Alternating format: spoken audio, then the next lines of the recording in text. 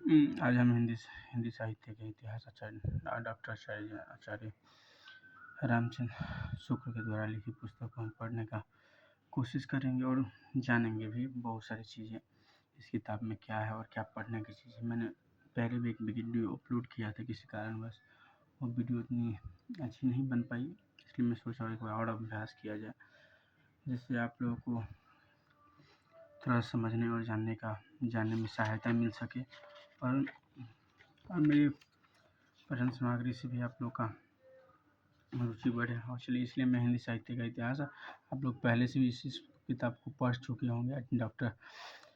Doctor Nagendra तो मैं पढ़ाऊँगा ही line by line, और आचार्य रामचंद्र शुक्ल को भी मैं लाइन बाय लाइन पढ़ाने का कोशिश करूँगा, जिससे कि आप लोग का नेट JRF में सफलता मिले और आप लोग आगे बढ़ सकें। आइए हम लोग शुरू करते हैं और प्रथम संस्करण का वक्तव्य जानते हैं और कोशिश करते हैं कि हम लाइन बाई लाइन पढ़ें।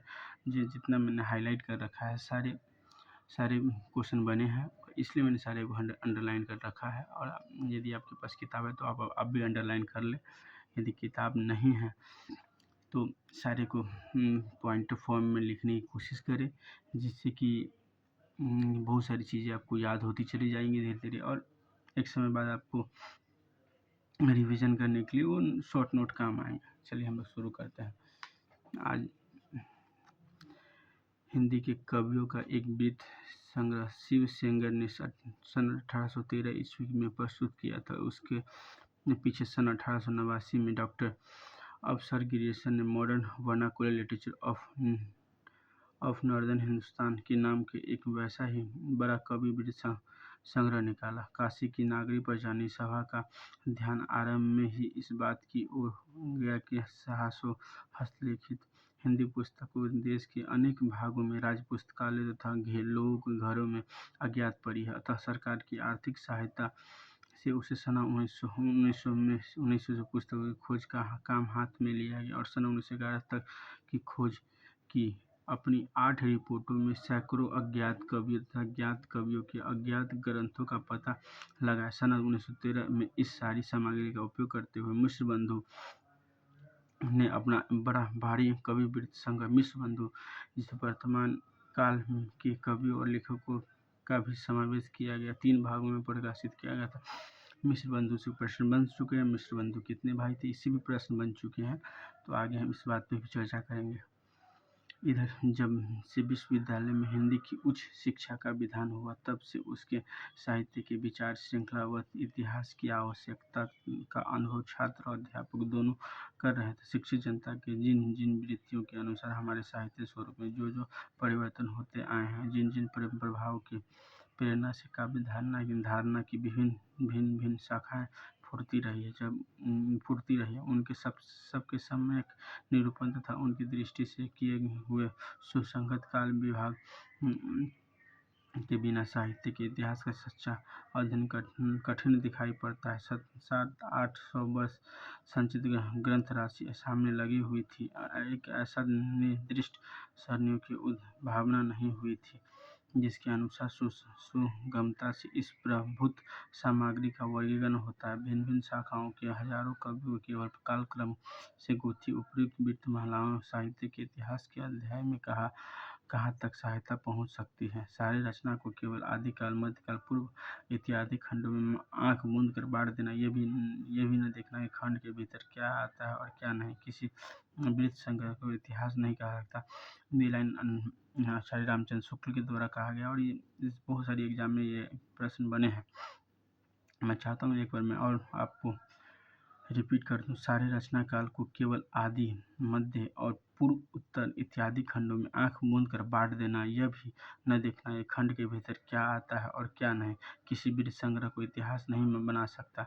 5 या 6 वर्ष हुए छात्रों के उपयोग के लिए मैंने कुछ संक्षिप्त नोट तैयार किए थे, जिसमें परिस्थिति के अनुसार शिक्षित जन समूह की बदलती हुई प्रवृत्तियों को लक्ष्य करके हिंदी साहित्य के इतिहास के काल विभाग और रचना की भिन्न भिन्न शाखाओं के निरूपण का एक कच्चा ढांचा खड़ा किया गया था। हिंदी शब्द सागर समाप्त हो जाने पर किसी भूमिका के रूप में भाषा और साहित्य का विकास देना भी स्थिर गया, अतः एक नियत समय के भीतर ही यह इतिहास लिखकर पूरा करना पड़ा। साहित्य का इतिहास लिखने के लिए जितनी अधिक सामग्री में जरूरी समझना था उतनी तो उस अवधि के भीतर इकट्ठी न हो सकी, पर जहाँ तक हो सका आवश्यकता उपादान रखकर कार्य पूरा किया गया।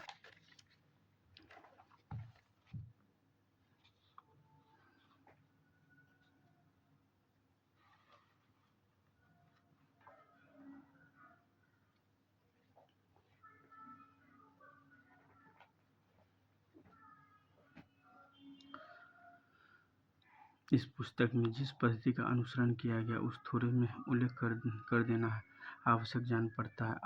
पहले काल विभाग को लीजिए। जिस काल विभाग के भीतर किसी विशेष ढंग की रचनाओं की प्रचुरता दिखाई पड़ती तो वह एक अलग काल माना जाता था और उसका नामकरण उन्हीं रचनाओं के स्वरूप के अनुसार किया गया।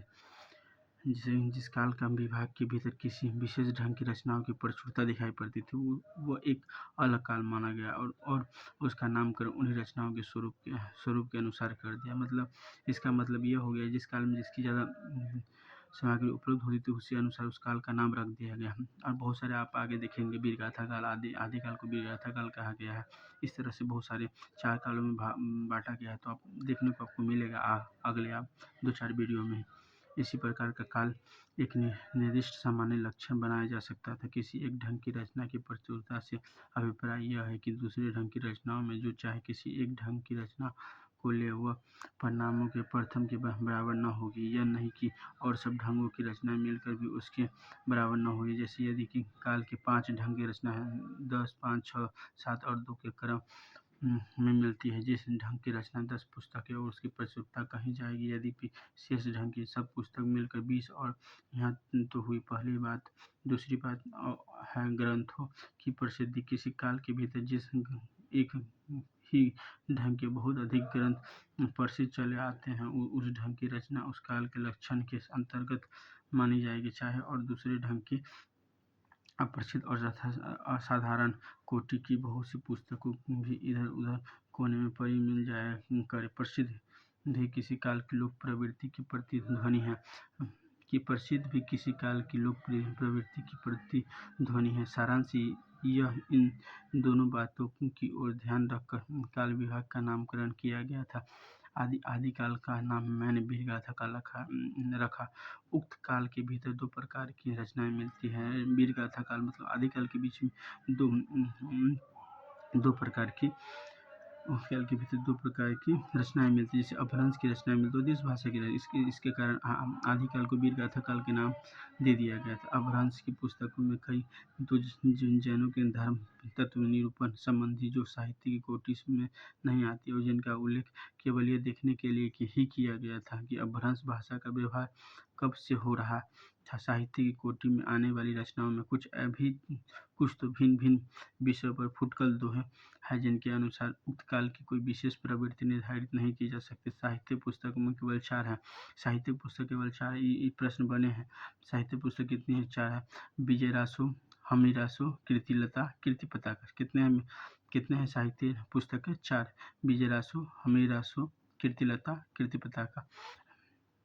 देश काव्य की 8 पुस्तकें प्रसिद्ध थी। खुमान रासो, विशलदेव रासो, पृथ्वी रासो, जयचंद प्रकाश, जयमंक दस चंद्रिका, परमाल रासो। आला का मूल रूप आला बारिश के समय में गाने वाला गाना एक संगीत था।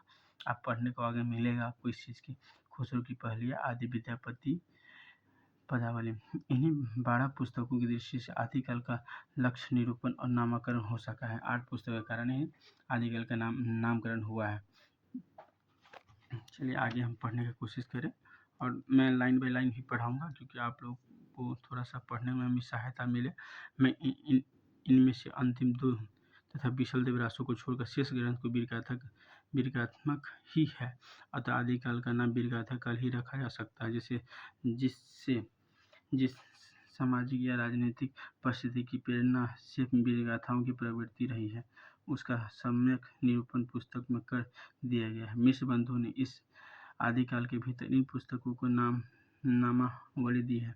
ये आपको याद करना पड़ेगा पर मैं बता भी दूँगा। भगवत गीता, बृहद नवाकार वर्तमान सम्मत सारपत पत्तली अन्न योग चंबू स्वामी राजा रविंद्र गिरी नेमिनाथ चौपई उवैस माला अवधेश माला।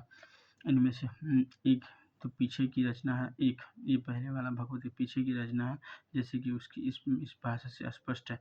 ते ही दिन कथा किन मन लाई, हरि के नाम गीत चित आई, सुमेरे गुरु गोविंद की पाऊ, अगम अपार जाकर नाऊ।